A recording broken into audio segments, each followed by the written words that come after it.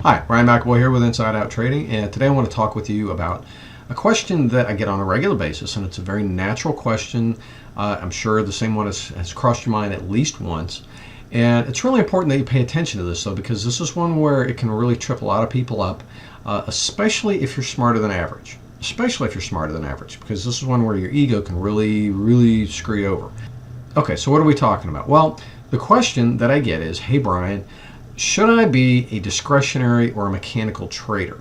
And the answer is never the same. I mean, if you have to have a flat, straight answer, if you just really don't know any other way to decide, go with being a mechanical trader, and here's why. Now, being a discretionary trader is okay, but there are certain things that really need to happen before that's a wise choice.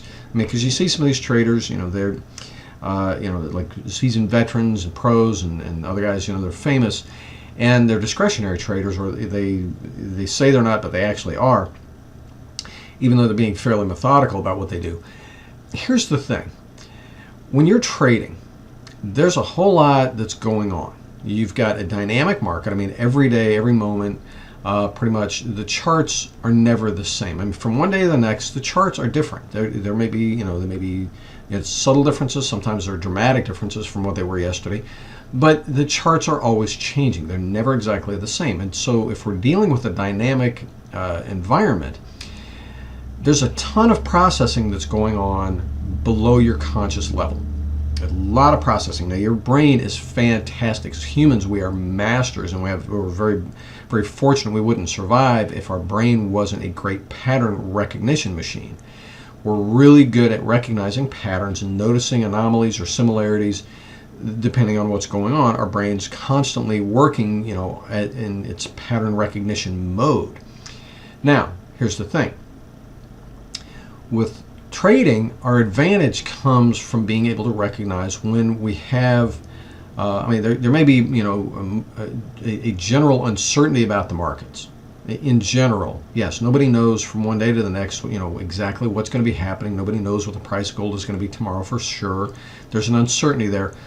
But there are periods of certainty where, a behavioral response pattern in the markets has initiated, and now we have a very low level of uncertainty because of the predictability of human nature, and also the programming in the robotic traders, the algorithmic trading programs that are running.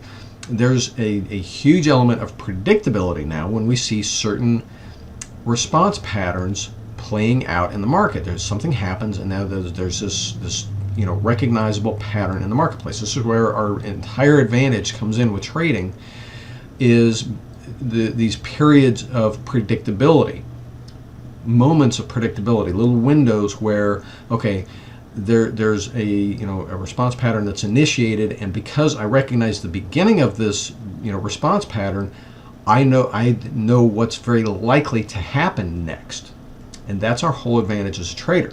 Now, if you're a discretionary trader, here's where you can get yourself in trouble.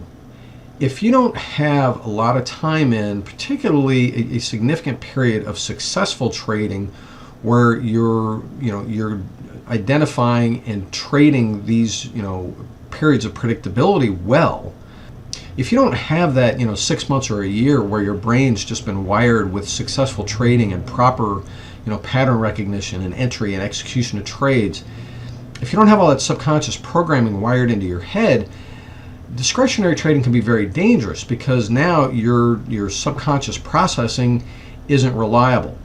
It's still all new, and the wiring isn't there. So if you're a discretionary trader without all that success, you're really gambling, because it's more those discretionary moments or parts of your system are more invitations for your emotions or hunches to come into play, and it's not reliable.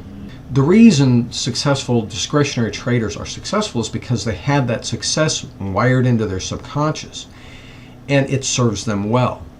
Now, until you've had that 6 months to a year or more of mechanical trading, where the decision making is all happening at a conscious level, your system is very mechanical in how you make your trading decisions, that's what you need to stick with until you get that subconscious wiring done. Is this making sense? again, because if you're a discretionary trader, you may be thinking consciously, but you're relying on subconscious programming to serve you and be doing a proper analysis and evaluation of the information in front of you. Mechanical trading, you take care of all that thinking it through when you're not in the middle of a trade. And so, hence, you have a very mechanical system. It's do this, do that, you see this, do this, if this, do that. So with a mechanical system, you don't have so many opportunities for error and bad judgment. And this is really important. Now, I just wanted to share this with you because there are a whole lot of traders who, even though they've been trading, maybe you've been trading for a year or 2 or 4 or 5, but you don't have that period of good solid success where you knew what you were doing and you were successful, and you knew why you were successful because you had a good systemized method. This is huge. Even if just because you got a lot of experience doesn't mean it's been good experience and it's been wiring your subconscious properly. A lot of traders, again, if you're smarter than average, it's so easy to underestimate trading. To look at it and say, oh yeah, hey, I get it. Yeah, I can do that.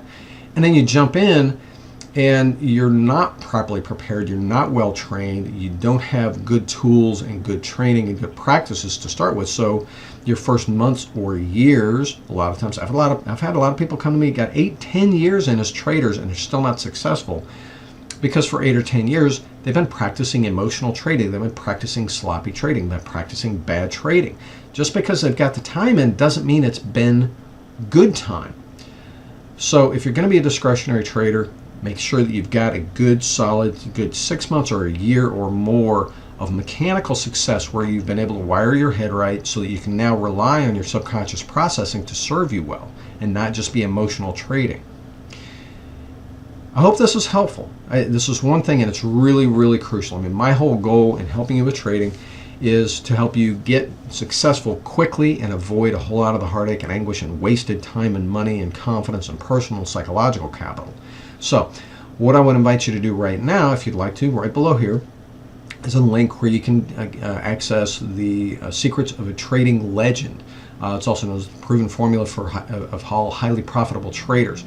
But it's a report that I wrote that shares this amongst other secrets that I discovered when doing research on one of the great trading legends of all time. And it was stuff that really hasn't been talked about in other places, but it were things that he did that made him a very successful trader in a very short period of time. And they're things that you can do too. So anyway, find that link down below. Go get you a copy of it. There's no cost.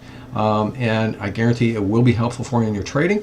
I hope this video has been helpful for you. If it has, again, go get your copy of the Secrets of a Trading Legend. Share this with your friends. We'll talk to you soon. Cheers.